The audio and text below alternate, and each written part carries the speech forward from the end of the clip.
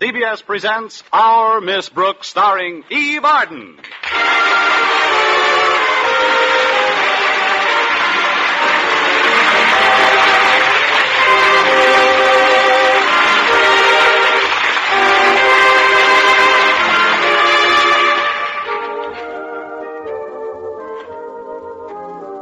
Our Miss Brooks is a school teacher. To be specific, she teaches English at Madison High.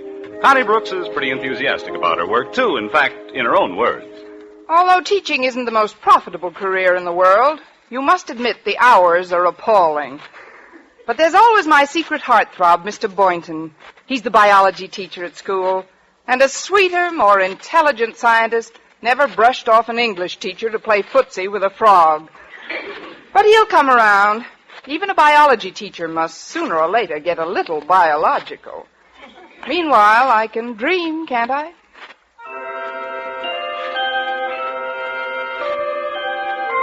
Yes, Connie Brooks can dream.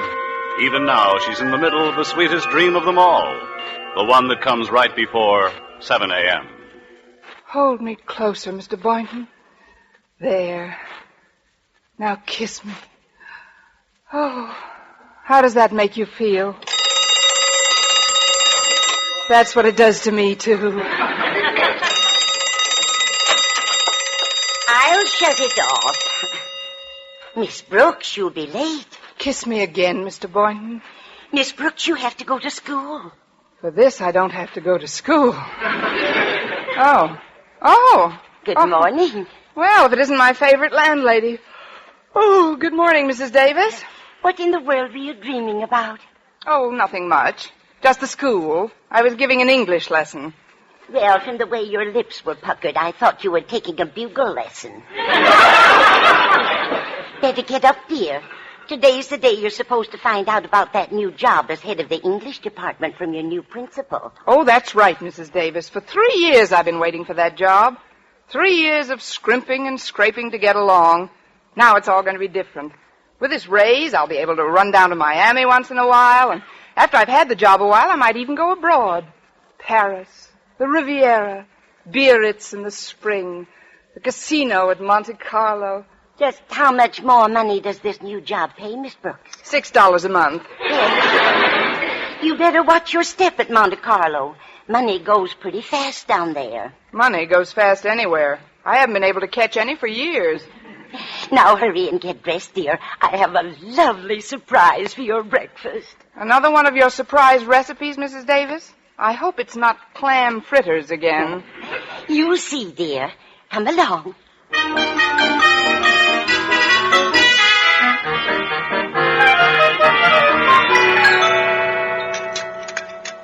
Here you are, dear. Here's your surprise. Armenian pancakes. They've been setting for 5 days. What else could they do? I mean in goat's milk. It takes 5 days for it to get good and sour. Sour? Goat's milk? Here, try a bite off this fork. Don't pay any attention to the smell. Oh, please, Mrs. Davis, no. Well, just one bite. Tell the truth now. Aren't they delicious? I don't want to hurt your feelings, Mrs. Davis, but if I were the goat responsible for this concoction, I would hang myself by my own beard. If you don't mind, I'll have to pass up the pancakes. But, Miss Brooks, it's a crime to throw out these pancakes. What's the crime? Carrying concealed weapons? You've got to have some breakfast. Could I squeeze you a persimmon or two? No, thanks. I'll grab a kumquat on my way to work. Hey, it's funny Walder Denton isn't here yet. He knows I wanted to get to school a little early this morning and meet the new principal. Rather convenient to have one of your pupils drive you around. Yes, my Chevy's still in the shop. I had a little accident Saturday. I ran into a parked car. Oh, that's too bad. I hope you reported it to the police. I didn't have to. They were sitting in the car. Oh, that's good. I'll get it. Oh, Miss Brooks. Come in, Walter. Well, Walter Denton, how you've shot up since I saw you last. You saw me yesterday, Mrs. Davis. My, how time flies. Come on, Walter. I've got to get down early. The new principal takes over today. What's his name, dear? Mr. Conklin, Osgood Conklin. Osgood Conklin? Why, I've known him for years. We went to school together. Really, Mrs. Davis? What kind of a man is he, anyway? Well, the other children used to call him Stoneface because he never laughed. Oh, fine. Well, I shouldn't say never. I did hand him a laugh one time when we were out ice skating. He was practically in hysterics. What happened? I broke my leg. He sounds about as friendly as a subpoena.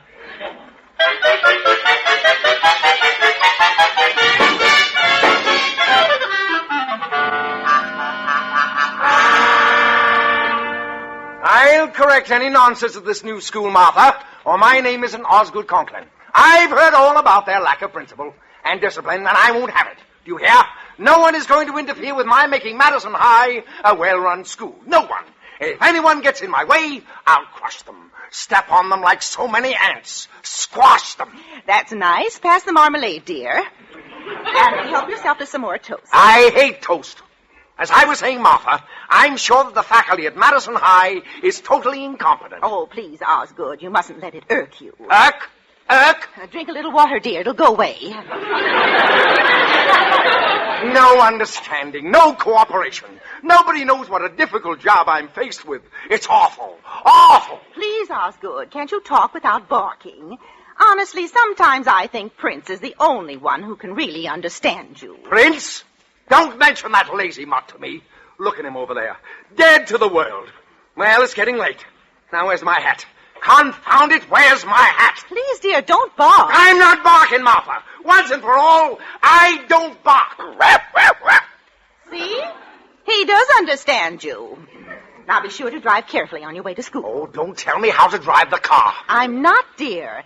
It's just that after all the work you put in, polishing it on Sunday, I'd hate to see that. Stop worrying. I did the work, didn't I? Ah, look at her out there. Nothing takes a wax polish like a black touring car. Well, Osgood, you'd better get started. You don't want to set a bad example for your new teacher. I'll show them a thing or two. I'll show them. Oh, shut up, Prince. Goodbye, Martha.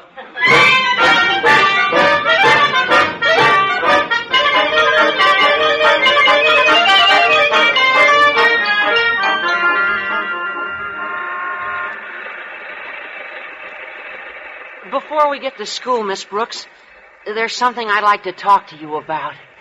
It's a girl. Naturally. Who is it this time, Walder? Well, she's the baker's daughter, Penelope Miller. When I kissed her for the first time the other night, I knew she was different. But, Walter, you've kissed a lot of girls. What's so different about Penelope Miller? She tastes like caraway seeds. Oh, grand. She's probably built like a pumpernickel. Now, look, Walter, I've got a lot on my mind today, what with trying to make a good impression on the new principal. Well, all I want you to do is help me write her a letter, Miss Brooks. You see, she doesn't think that I'm mental enough. I can't understand it. And I figured, well, you being an English teacher as well as a woman, well, you'd know how to make her think I was brainy. You know, intelligent. I hate to trade on just my sheer animal magnetism. You know what I mean? Well, you are a little beastly in spots, Walter. Don't blame yourself. Penelope just doesn't appreciate yet that a man is a thing to be treasured. When will she appreciate it? When she gets to be my age. Oh, I couldn't wait that long, Miss Brooks. What? Oh, I'm sorry, Miss Brooks. I guess I'm not very mental at that, but you will help me out, won't you? I'll come over to Mrs. Davis's tonight and we'll write a letter together. What do you say? Well, I don't know, Walter. Walter, look out! That car! What car? That big black touring car! Big black touring car?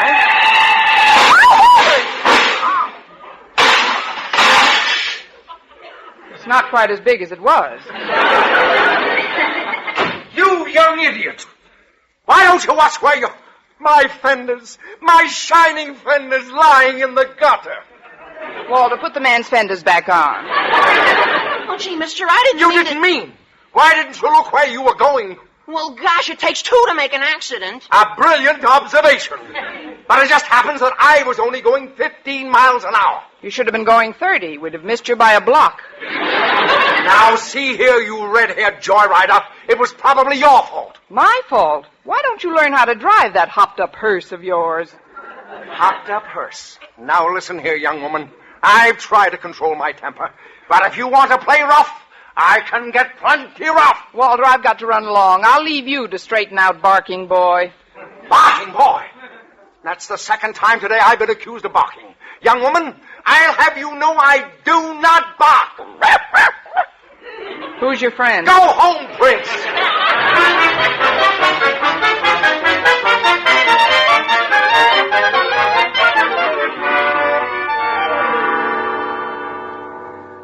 Well, classes haven't started yet. Let me see. Pick up my mail first, and then... Oh, hello, Mr. Boynton. Hello, Miss Brooks. Isn't it a coincidence that we're in the same mailbox? Well, not an overwhelming coincidence. You see, your last name begins with the same letter mine does. Well, that's a start. You have such a quick mind, Mr. Boynton. Well, it is thorough. Personally, I think you tax it too much. Don't you think you need more recreation, if you know what I mean? Well, carrying on my biology experiments is recreation enough. You don't know what I mean. Of course, I also collect stamps. Oh, that sounds exciting. There's no end to the possibilities. Have you ever tried your hand at beadwork? Well, no, I don't believe I have. Is it fun? Fun? Why, it makes you just tingle all over. We must string a few together sometime. Mm-hmm. And basket weaving can be thrilling, too. Oh, really? Yes, if we're both in the same basket. Well, so much for the world of sports. Miss Brooks, if you don't mind my changing the subject, are you going to be busy tonight? Busy? Me? Mr. Boynton, I couldn't be unbusier. Well, I'd like to come over after dinner, that is, if we can be alone. Alone? We'll be absolutely isolated. I hope you don't think I'm too forward, Mr. Boynton, but I've anticipated this moment for quite a while. Remember the day about 5 years ago when I first came to Madison High, rounded a turn in the corridor, and bumped smack into you? Oh, yes, I was teaching chemistry then. You put quite a dent in my Bunsen burner. Yeah. Well, you know, that was the day I first suspected that we'd be more to each other than just fellow faculty members. And when were your suspicions confirmed, Miss Brooks? On our very next date, when you took me to lunch, 2 years later. Gad, you were a fast worker. I don't blame you for kidding me, Miss Brooks. I guess I'm not much of a whirlwind romantically. Then most scientific people aren't.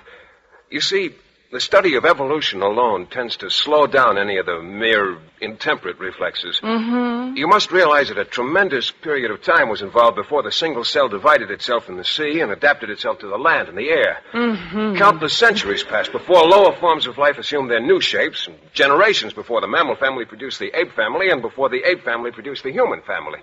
What have you been waiting for me to do? Slip back a notch? Well, what time do you think you'll be able to come over tonight, Mr. Boynton? Mr. Boynton, Miss Brooks, let us not tarry. Your new principal, Mr. Conklin, is due at any moment. Oh, we'll be sorry to see you go, Mr. Darwell. Yes, you've been a wonderful principal, Mr. Darwell. Why did the Board of Education decide to have you transferred? Ours not to reason why. Ours but to teach and die. As the great Socrates so aptly phrased it, if you gotta go, you gotta go. Of course, I am genuinely sorry to leave old Madison High, but then we're teachers, and teachers can't afford sentiment. We can't afford anything. As the great Professor Einstein so aptly phrased it, murder, ain't it? You know, I still hope I can land that job as head of the English department, though. Well, that will depend upon the impression you make on Mr. Conklin. I'm taking him on a tour of inspection as soon as he arrives, Miss Brooks. Your class will be the first one visited. Oh, the first class visited? Oh, gosh, Mr. Boynton, if I'm to impress Conklin, I'll have to hurry and get things in order. I better go in and erase the children and see that the blackboards aren't throwing spitballs. Poor Miss Brooks, you're a bundle of nerves. You look sort of faint. Here, I'll put my arms around you until you steady yourself. Oh, no, you won't, Mr. Boynton. Just because you happen to catch me at a weak moment, I'm not letting you put your arms around me. My father told me about men like you. Then why are you putting your arms around me? My mother told me about men like you, too.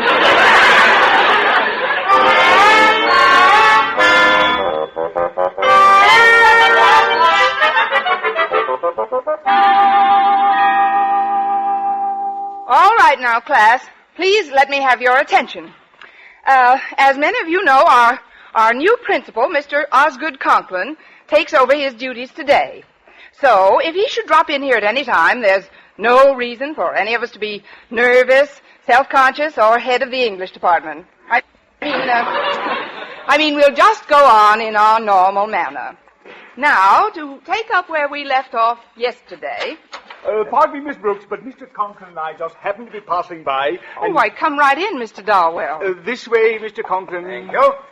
Mr. Conklin, this is our Miss Brooks. How do you do, Miss Brooks? Glad to make your... Wait a minute.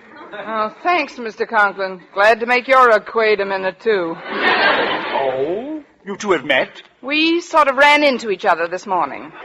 Darwell, this is the young lady in the accident I told you about. Mr. Conklin, I have an idea. Why don't we skip English and drop in on the... Now that I know just who Miss Brooks is, I'm particularly interested in watching her conduct her class. Go right on, Miss Brooks. Well, all right, Mr. Conklin. Now, class, I'm going to read some lines to you, that I'd like you to... Well, I want you to tell me whom... No, who? I'd like the name of the author of the following stuff. Friends, Romans, countrymen, lend me your ears. I come to bury Conklin, not to praise him. That is to bury Caesar. Hand, please? No hands? You've all got them, you know. Just look at the ends of your sleeves. Oh, there's a hand. Winona. I can always depend on Winona. Who wrote those lines, Winona? I don't know. I just want to leave the room.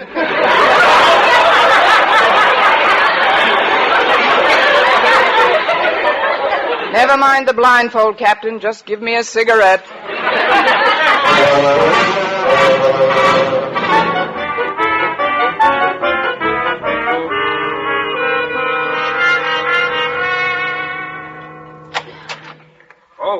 Come in, Miss Brooks.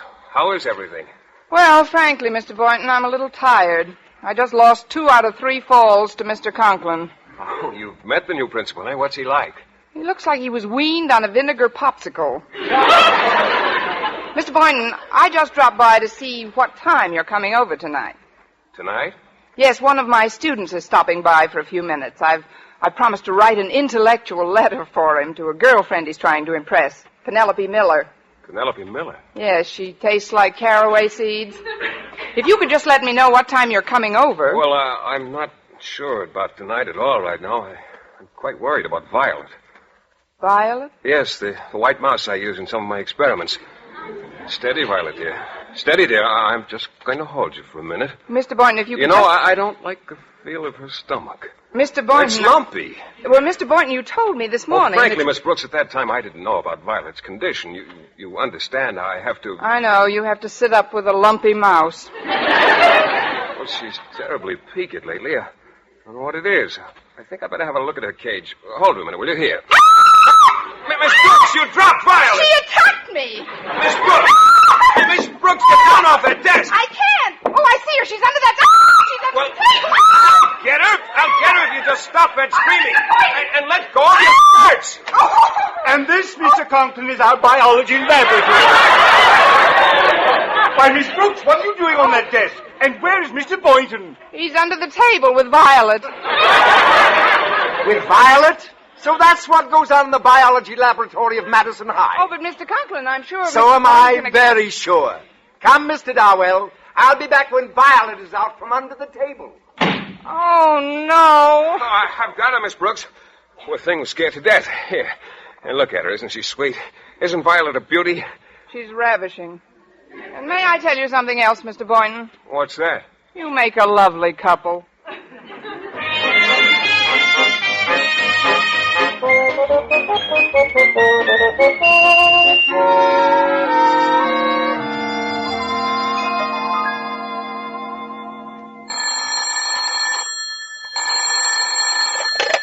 Hello, principal's office. Osgood Conklin speaking. Who's calling, please? Mrs. Davis. Margaret Davis? Oh, yes, the girl I used to go ice skating with. Ha, ha, ha. How's your leg? What's that? You want me to come over to dinner? Well, I'm afraid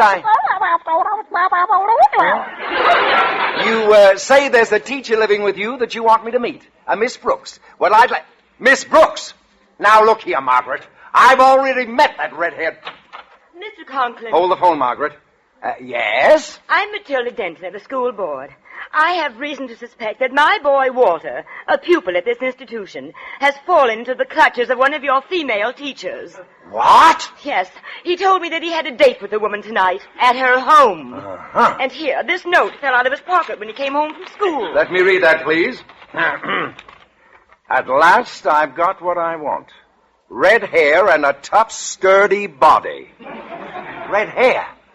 Good heavens! Well, Mr. Conklin, have you any idea who this nefarious woman might be? Yes, I have, Mrs. Denton. Pardon me. Hello, are you still there, Mrs. Davis? No. No, I haven't been to a Turkish bath. Now listen, I have reconsidered. I shall be delighted to dine this evening with you and, Miss Brooks. Mr. Conklin, I'll give you just 24 hours to find out who my boy is traipsing around with. Listen, Mrs. Denton.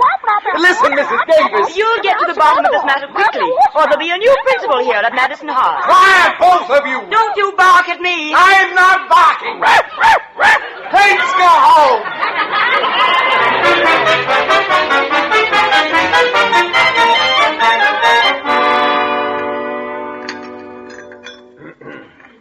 Well, Osgood, how did you like your dinner? Very interesting, Mrs. Davis.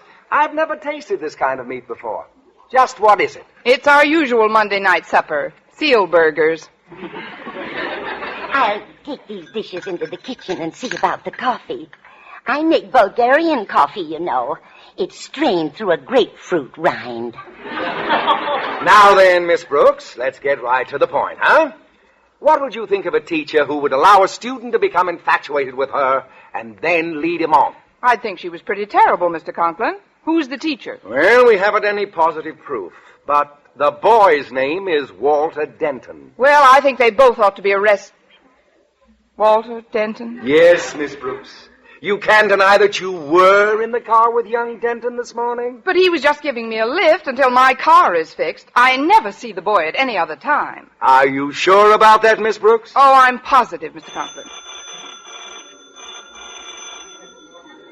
Must be my laundry.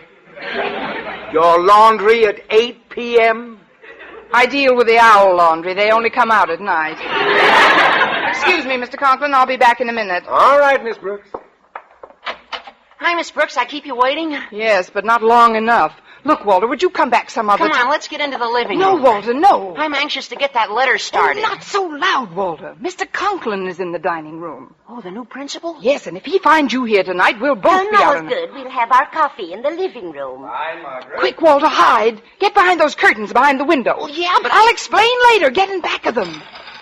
Who was it that rang, dear? Oh, it was just a wrong number, Mrs. Davis. On the doorbell? I mean the wrong house number. You seem quite nervous, dear. Oh, I'm all right. Oh, come and get some coffee. It'll calm you down. Thank you.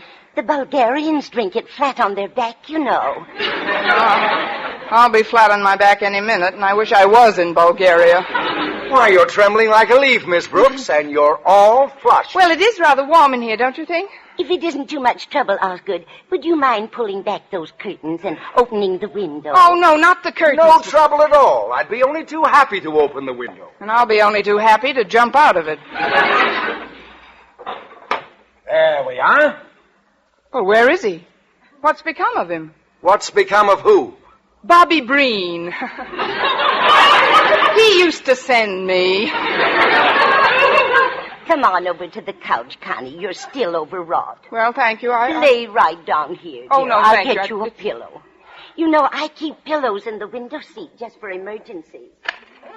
I always say you never know when you need them. Why, hello, Walter. Here you are, Miss Brooks. Just make yourself... Ow! Margaret, what's the matter? Walter Denton, come out of my window seat. Aha! Just as I thought. Miss Brooks, where are you going? I thought I'd run down to the Belgian Congo for the weekend. Sit down, Miss Brooks. Young man, what were you doing in that window seat? If you'll only give me a chance, Mr. Conklin, I can explain. Go ahead. What were you doing in there? Hiding. Walter, tell them just why you came here tonight. Well, I came here to see Miss Brooks. I thought we'd be alone. Oh, Oh, no. Well, she was only going to help me write a letter to my girlfriend. I see. Now let's hear you explain this, Miss Brooks. Here, read this page from Walter's diary. Mine? What is this?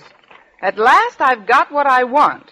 Red hair and what a tough, sturdy body.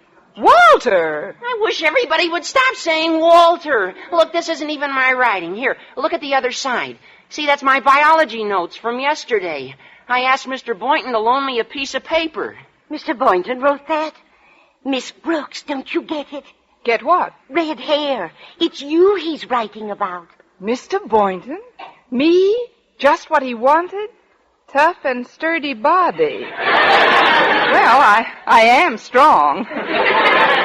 Surely you're not pleased, Miss Brooks. I'm not? I mean, I'm not. Oh, Door's open. Mr. Boynton. I thought you said we were going to be alone, Miss Brooks. You too. What's happening around here? Haven't you heard? I've been made queen for a day. Boynton, I'd like to know whether you wrote this or not. Let me see it, sir. Yes, I wrote it. It was supposed to go into my diary. What's wrong with it anyway? She is strong, and I did work hard to get her. Oh, Mr. Boynton, please, not in front of everybody. It took 23 generations of crossbreeding to get a red-backed mouse like that. Red-backed mouse? Mouse? Amazing. Miss Brooks, I'm afraid I've done you a grave injustice. You most certainly have, Mr. Conklin. You've placed your own meaning on unfortunate incidents. But You've accused me of misconduct with no proof whatsoever, and you've acted in general like a narrow, bigoted, unfair person. But, Miss Brooks... Mr. Conklin, I never want to see or talk to you again as long as I live. Not even about the job as head of the English department? Mr. Conklin, I've done you a grave injustice. Let's sit down on the love seat and talk this thing over, Yes. huh? Well, we'll take it up first thing in the morning, Miss Brooks. I've got to be getting home now. Come on, Walter. We'll take the bus together. Oh, we don't have to take the bus, Mr. Conklin. I've got my car outside. Your car? After our collision this morning? Oh, after I left you, I hit another car and everything snapped back into place. Well, good night, all. Good night, Walter. Good night. Good night, Walter. Good night. Good night, Mr. Conklin. Good night, Mr. Conklin. Well, now there's just the three of us, Mr. Boynton. Mrs. Davis and you and I. Gee, it's a beautiful night. Look at that moonlight streaming through the windows. If one would take a hint, there'd just be two of us. Two of us and one sofa. I said if one would take a hint, there'd just be two of us.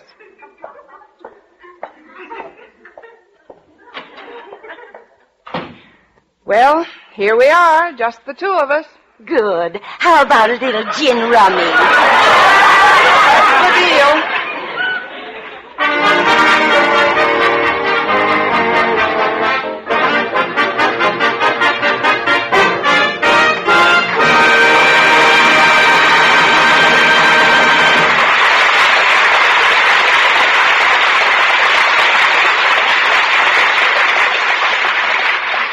Well, I blitzed Mrs. Davis 3 across, but I'd rather have lost to Mr. Boynton. He's certainly naive, my little biology boy. But though he's shy, he's glad of eye, and I'm sure he'll soon realize that the greatest thing he'll ever learn is just to love and be loved in return. Bye.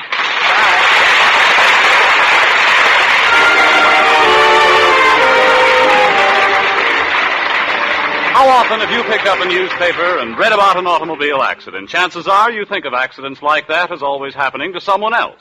If you could count on that, there'd be nothing for you to worry about. But chances are also that those very people you read about had the same feeling until something actually did happen to them. All it takes is that one brief moment of carelessness, but it can cause a lifetime of anguish. In almost every automobile accident, there are one or more violations of the law. Yet those laws are made specifically for the purpose of preventing accidents. Our Miss Brooks, starring Eve Arden, is produced and directed by Larry Burns. Tonight's script was written by Al Lewis with music by Wilbur Hatch. Next week at the same time, Columbia will again present another adventure in the far from placid life of our Miss Brooks, starring Eve Arden. Bob Stevenson speaking. This is CBS, the Columbia Broadcasting System.